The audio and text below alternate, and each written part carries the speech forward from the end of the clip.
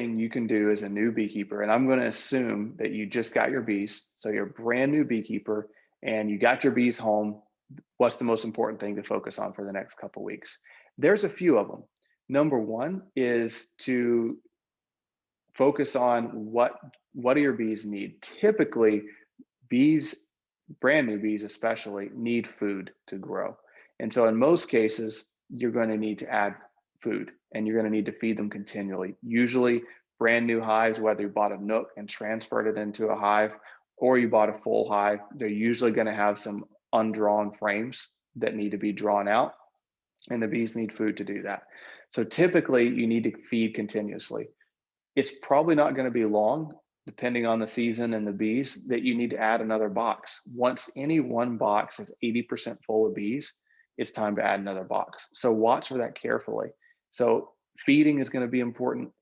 Adding another box is going to be important, and not worrying too much. I mean, let your bees sit for a handful of days to adjust to their new location, and then go look at them every couple of days. This is the key time to learn for you as a beekeeper.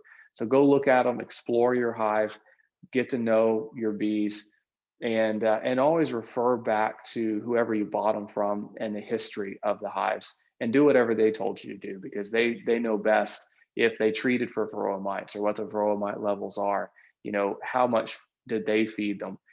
When you pick up the bees, if they say, hey, these bees are probably going to be treated for varroa mites soon.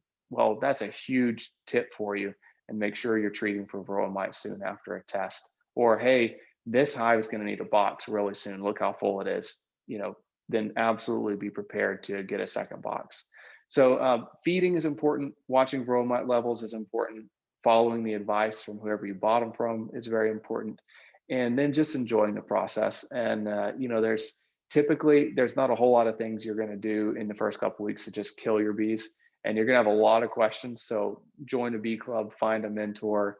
If you buy bees from Texas Bee Supply, we have endless options to answer all your questions, whether it's Zoom calls or help email addresses or et cetera. We're happy to answer any of those new questions that you have.